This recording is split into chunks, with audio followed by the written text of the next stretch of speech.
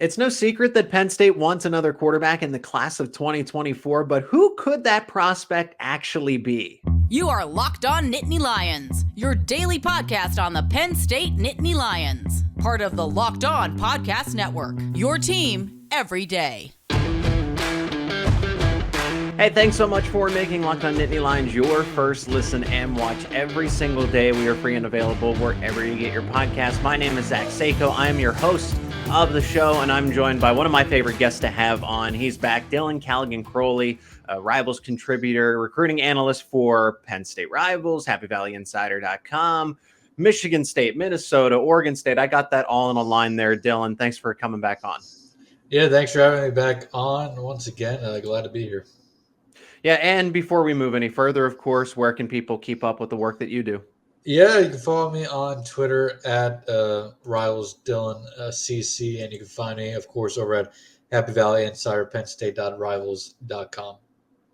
All right, and of course, Penn State Rivals has made Locked On Nittany Lions your go-to podcast. You can check out Happy Valley Insider, of course, where Dylan writes very frequently. HappyValleyInsider.com for all the latest. I had a recent notebook from the Elite 11, and that's precisely what we're going to be discussing. The Rivals camp in New Jersey, getting another perspective on the Elite 11 quarterbacks. There's the rumors that Ryan Puglisi could flip, or that Penn State is at least really targeting him. He's committed to Georgia, but at the same time, Georgia just landed the top quarterback in the country for the class of 2024 in Dylan Raiola. So there might be a little wiggle room there for Penn State to make an impression on Puglisi. He was at the Elite 11 camp. Of course, Ethan Grunkemeyer got that 8th invitation, was there. Just Dylan, in general, from Penn State's perspective, was it the fact that Ethan had arguably the best performance? You know, some coaches might say differently, but the fact that Elite 11 gave him the 8th invitation, I mean, that is a massive win for Penn State.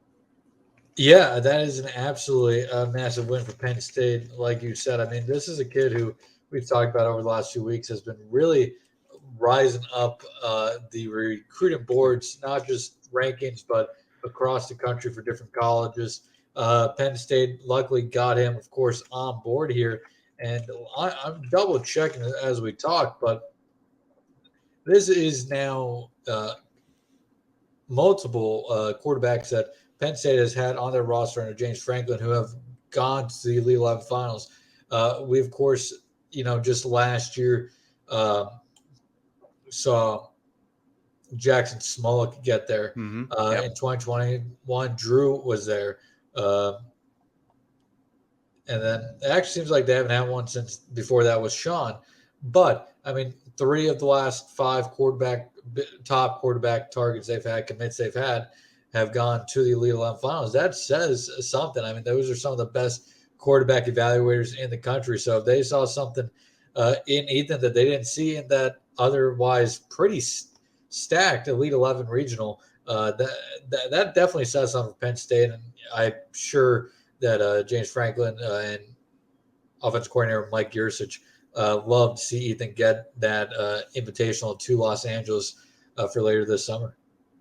And I know they're trying to get 2 quarterbacks in the class of 2024. At least they were open about it, because I know that leading up with the recruitment of Michael Van Buren, that was always a factor that Penn State, might take.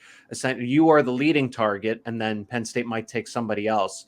Now it kind of flips where Ethan Grunkemeyer at least is going to be an equal to whatever counterpart or ahead. Ethan Grunkemeyer is either going to be the primary quarterback target or a commitment, or somebody that is going to be on par with somebody else that they pick up. Of course, Miles ONeill just taking a recent visit to Penn State outside of being in town for the Elite 11 camp. And he had a pretty impressive performance, tested well athletically, made all the throws, but wasn't the best prospect that Ethan Grunkemeyer was. With that all being said, Penn State, the conversation was, okay, let's land the star in the class of 2025. Yeah. And now we're going all in 2024. So ultimately, was there something that changed? Is this just the way that the deck broke and it's really been in favor for Penn State from here?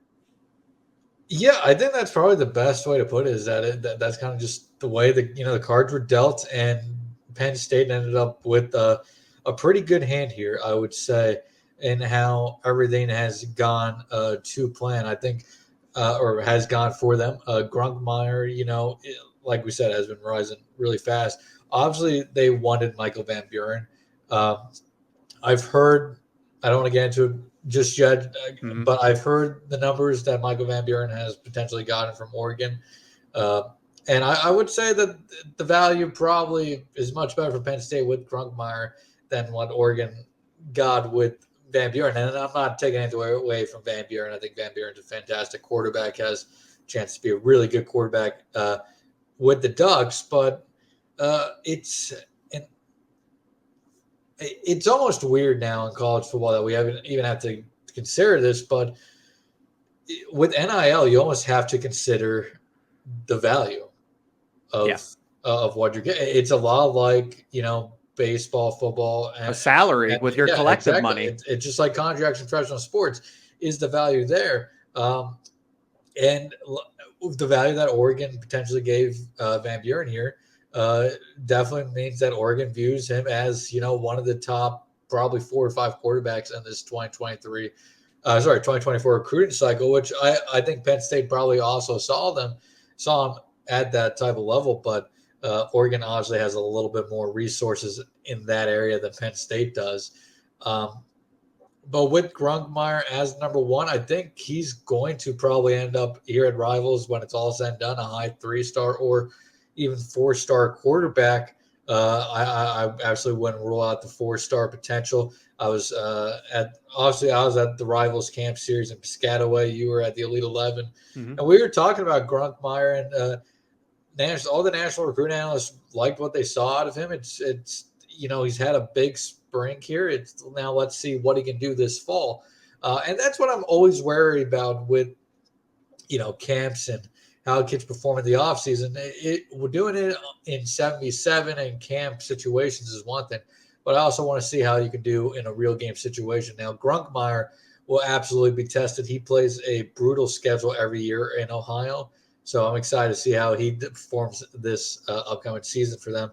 In terms of quarterback 2 here for Penn State, definitely something they're still pursuing. It'll be interesting to see who becomes that quarterback number 2 here, because like you said, if they go after somebody like a Ryan Puglisi, that is another very high-end quarterback prospect, one that I believe right now have rated a little bit higher here on Rivals. One could argue he would be the number 1 quarterback in him and Grunkemeyer class. So I'm very interested to see how that breaks. They are kind of starting to talk to California quarterback Demarcus Davis, who has scheduled official visits to Oregon State, which of course I cover. I've talked to him quite a bit, and I think Oregon State's a good spot. He's also visiting Washington, and I think off the top of my head his 3rd official visit. But he has been talking to Penn State. Mike Yurcich has been talking to him and his head coach. So we'll see if anything develops there. If he receives an offer, I expect him to show some pretty high interest in Penn State. He said that he'd have no problem being in a 2-quarterback class if it, at Penn State, possibly down the road. Of course, that remains to be seen. He has to get an offer, get on campus, all that still. But that is another name that has kind of emerged here in the last 24, 48 hours of who could be that quarterback 2 for Penn State. Let's continue this conversation in a moment, but first hear from our sponsor of today's episode, and that is Bird Dogs. Now, Bird Dogs pants and shorts, they are great for 3 reasons. First, the fit. You're going to look better and feel great wearing Bird Dogs. The second is comfort, stretchy fabric. That's all you need to know. It's going to make your legs feel great, and they're comfier than all your other shorts and pants. And versatility. They give you the freedom to wear 1 pair of shorts and pants on the golf course, at a date, hanging out with friends, to a meeting, you name it. I've never had a pair of Bird Dog shorts or pants before, so I thought I'd take the liberty and order a pair myself, and I got to say they live up to the billing. So go try them out for yourself. Go to birddogs.com/LockedOnCollege, and when you enter promo code LockedOnCollege, you get a free custom Bird Dogs Yeti-style tumbler with every order. So yeah, there's incentive there. birddogs.com/LockedOnCollege to get your comfort and your free custom Bird Dogs Yeti-style tumbler with every order. And again, thanks so much for making Locked On Nittany Lions your first listen and watch every single day. I am Zach Seyko. He's Caligan-Croley, and we're talking Penn State quarterbacks. Ethan Grunkemeyer is a verbal commit. Clemson was pursuing him heavily, and now Penn State feels like it can really cash in here and get a second quarterback prospect rather than delaying for the class of 2025. But I feel like Penn State, Dylan, this is something that I've always kind of wondered why Penn State has to do everything in its power to kind of scrape the barrel, where Georgia can say, all right, we're going to go get 2 top 10 quarterbacks in the nation and not blink an eye. I feel like Penn State should be in that position. The 2 quarterback thing didn't scare Dylan Raiola, obviously, because he's the number 1 quarterback in the country. But it seems, and okay, Michael Van Buren, why is he going to Oregon when they already have Luke Moga in the fold? But maybe that was something that held him back at Penn State. At least I just find that Penn State is in an interesting position where for other schools, the 2 quarterback thing in a class doesn't exactly matter. But for some reason, this conversation does. Drew Aller, Bo Pribula were in that 2 quarterbacks. So it just feels like more often than not, it isn't that situation for Penn State rather than it being so. The Drew Aller, Bo Pribula class isn't the standard that it should be. Yeah, so I think for Penn State, a lot of it comes down to you look around, and let's take Georgia first here. Georgia obviously has the 2 national championships they're coming off of. That That is going to be by far and away, one of the biggest recruiting tools they could use for, even if they don't win this year, they could use those 2 back-to-back national championships as a recruiting tool for the next 10 years, as long as Kirby Smart is there. So look at that, and I mean, you look also at that Georgia offense, and you wouldn't say that they use their quarterbacks to their best potential either. I mean, I think a lot of people agree Jake Fromm could have been used a lot differently at Georgia. Even Stetson Bennett at times could have been used differently, probably in for a better. But at the same time, they won 2 national championships. So who are we to say? For Penn State, I think it comes down to you look at their quarterback situation over the last 5 or so years.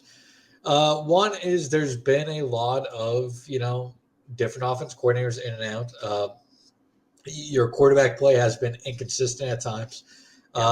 You look at how they used their quarterbacks. Trace McSorley ran a ton. Sean Clifford ran a ton. Now in the beginning. Yeah, in the beginning. Last year, he obviously took quite a bit of a step back in that regard, and even in 2021 as well. But at the same time, Sean took a beating over his first few years as quarterback. And I think we saw that kind of add up towards the end of his career. He didn't have that same, acceleration in his game that he had at the beginning of his career. Wasn't as mobile, still was mobile enough.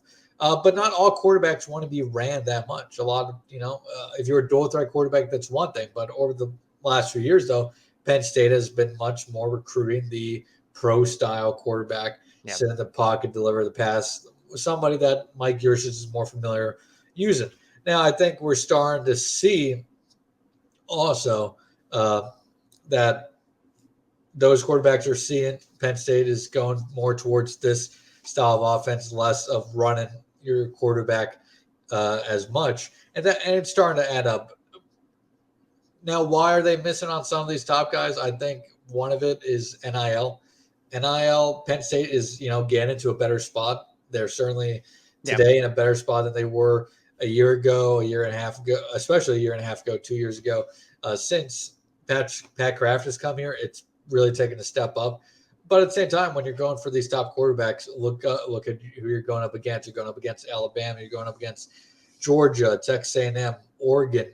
The list goes on and on. They're going up against a lot of big NIL schools, schools that could offer money that Penn State could not, match.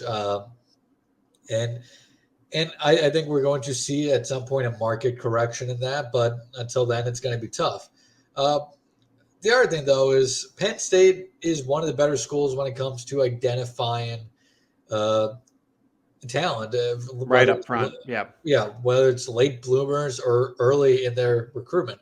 Grinchmeyer, late bloomer here. Honestly, a couple other Power 5 schools identified him as well, a couple earlier than Penn State, but Penn State got in there and they got their man. You can go all the way back to Justin Fields. Justin Fields, when he committed to Penn State back whenever that was, I can't even remember the year, was a 3-star prospect. And by the time he decommitted from Penn State, he was one of the top 5 players in the country. So there's not many stats that are better at identifying talent, especially diamonds in the rough, I think, than Penn State. You look at Drew. Drew wasn't a high 4-star, 5-star quarterback when he originally was recruited by Penn State. He was another mid 3-star quarterback committed to Penn State. His recruitment took off. Everybody saw what he could do. And I think that's what they got here in Grunkemeyer. Now, will he be the next coming of Drew per se? I don't know. We'll see what Drew can do on the field. I don't think he's going to skyrocket maybe that high that Drew did, but I think there's a good chance that Grunkemeyer ends up one of the top across the industry, one of the top 10, 12 quarterbacks in the country when it's all said and done this cycle, which if you're Penn State, you look at what they went after this year. If they could end up with a top 10, 12 quarterback in Grunkemeyer while missing on the likes of Kromenhoek and Van Buren, I think if you're Penn State, you definitely like how everything ended up in the grand scheme of things. Yeah, I feel like Penn State's in a good spot, even if they don't get a second quarterback option here in the class of 2024. I mean, Miles ONeill seems to be taking his time. I heard, again, good things about his prospects going to Penn State, but Ethan Grunkemeyer committing might have changed that. And there are other good, I mean, he's talking to some good schools. It's not like he went from Penn State to talking to Buffalo or exactly. a group 5 school. So what are Penn State's options here? We've assessed Ryan Puglisi, given that there is some, I don't know what the tension is or what the friction might be, but he's now in a 2-quarterback system himself where Dylan Raiola probably projects as the better option. And I watched Puglisi in person at Elite 11, right? He was an extremely talented quarterback. And I think him and Ethan had very similar performances. I think they did different things better. Yeah. But Grunkemeyer was ultimately the more consistent, like the Elite 11 coaches said. That's why they gave him the invitation. I think Puglisi will end up being invited to Elite 11. Dante Reno was really good and this is the finals, right? At the regional, Dante Reno was really good. AJ Surace at Rutgers was really good.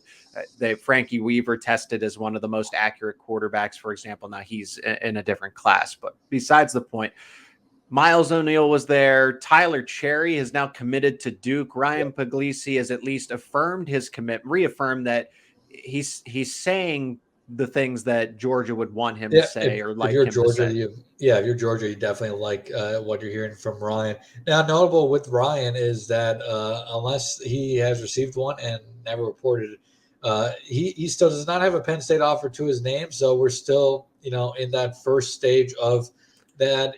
Yeah, Penn State may be, giving him a closer look. Why not? But until he gets an offer, obviously it's all right now just a little bit of speculation, I guess we could say. But I know I've definitely, from multiple people, heard that Penn State could be a place to watch in that recruitment.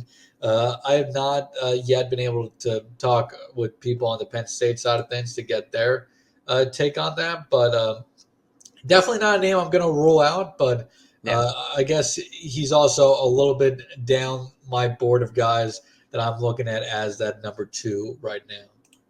So who are the other names? I mean, I know Trevor. I'd like Trevor Jackson to be in the fold, but he's someone that his recruiting has caught some steam. It's caught fire.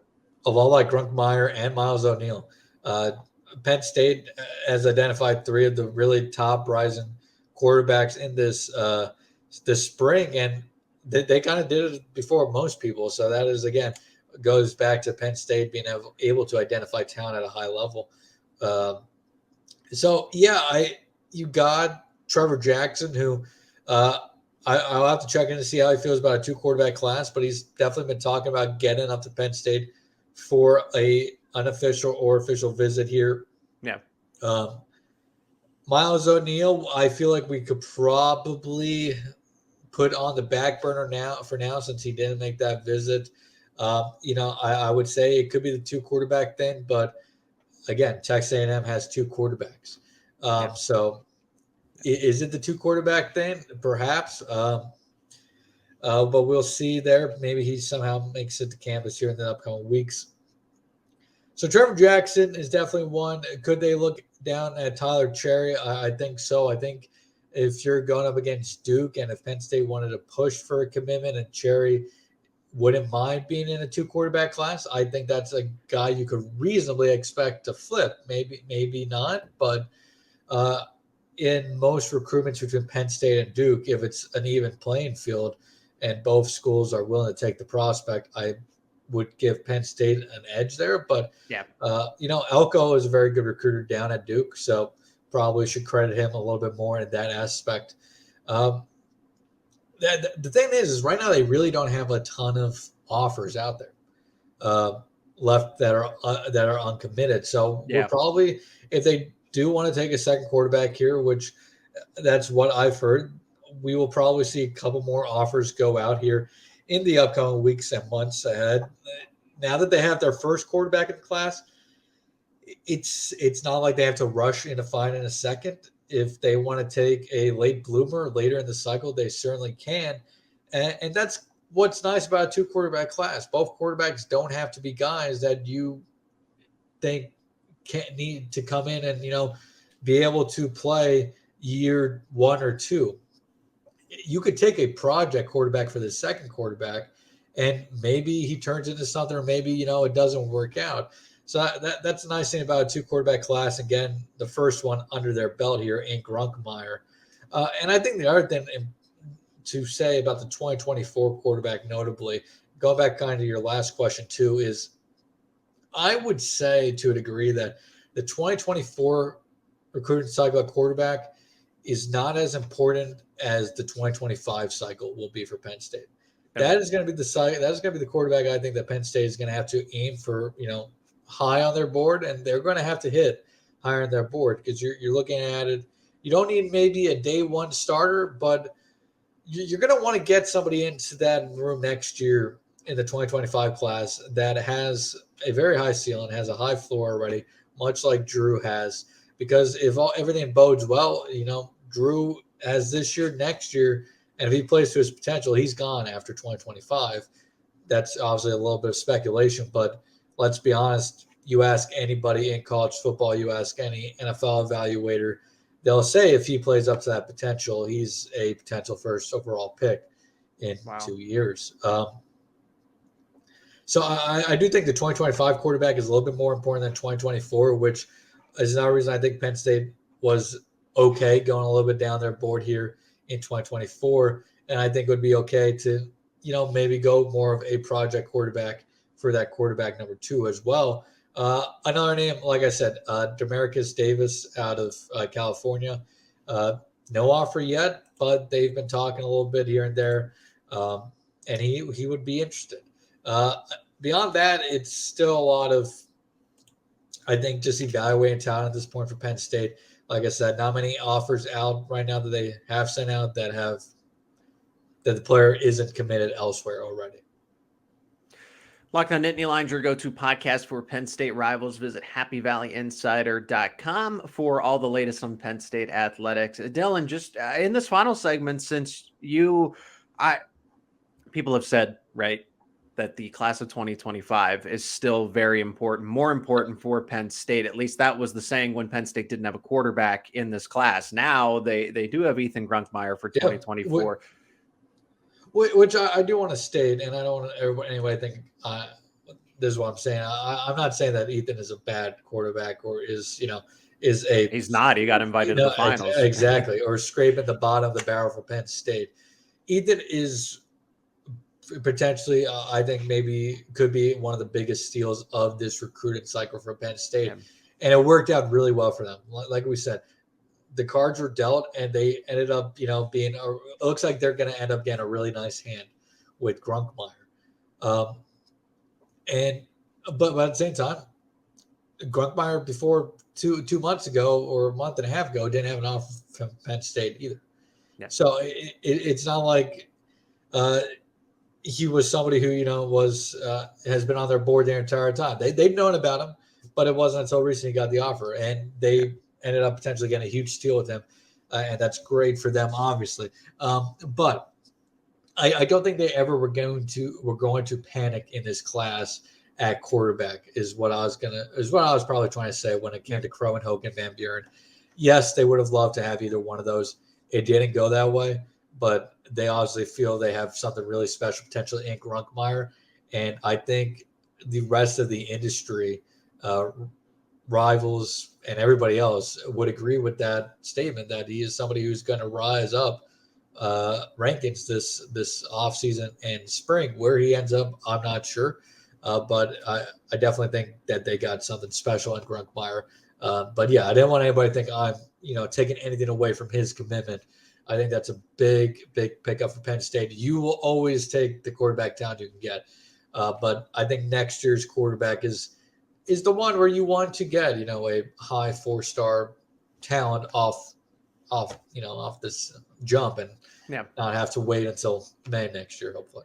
So Dylan, who are you hearing for the class of 2025 is what I wanted to get at, because Malik Washington, I got to see him in person at the Elite 11. I'm all for Malik Washington committing to Penn State, but I am gathering that he's not their primary target, that he is a primary target, but he's not the target. So in the case of Luke Kromenhoek and Michael Van Buren to an Ethan Grunkemeyer, Penn State has its sights set on someone like Ryan Montgomery, whose brother Luke already goes to Ohio State, but another battle there. So, and Cutter Boley was committed to Kentucky. He's number 2 according to Rivals. He's in other places, but Rivals has him in the top 3 there, and he sounds like he's going to reclassify to 2024. So, who are you hearing as far as Penn State's plans to go after the quarterback in 2025?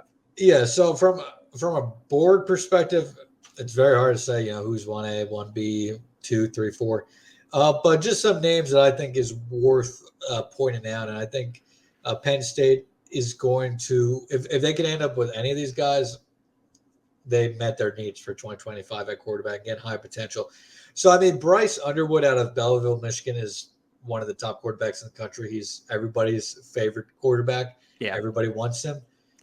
Penn State was in on him early, but I don't think he's going to end up at Penn State. Where he ends up, that remains to be seen. But I probably wouldn't say it's Penn State. I wouldn't be shocked if they get visits from him, but I just don't see that one going their way. Ryan Montgomery, you did mention. That's definitely a name to know. Milton, Georgia quarterback Luke Nickel, another name to know. Now, a recent offeree and somebody who was at Elite 11, Blake Hebert, out of Massachusetts. That is somebody, no insight on this one. It's just one of those gut feelings that I can see him being that guy next year if his progression continues. Yeah. He's been having a really good offseason. He's 6'3", 215, 220 pounds. From everything I heard, he had a very good showing at the Elite 11. He had a great showcase up in New England the other week. He's excited about that Penn State offer. He's been to Penn State a few times. He makes a lot of sense as a guy to watch. Will he be the guy? We'll see, but he makes a lot of sense. Montgomery, Beckham Kritza he's originally out of California, now down in Miami is another name to know. He will be visiting this upcoming summer, he told me, so we'll see what happens. And then Malik Washington, another really good quarterback that you mentioned, definitely up on their board. Definitely has, we have him, I believe, around 150 in the Rivals 250 for 2025, 125 for the so they have their fair share of options for the 2025 recruiting cycle at quarterback.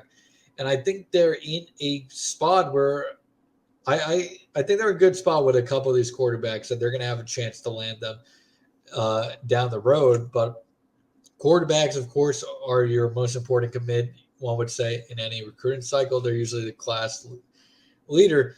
So while I don't expect any of these guys to commit, right away, anytime soon, we'll probably be trying to look at a couple of these guys starting to commit late fall, early early winter next year.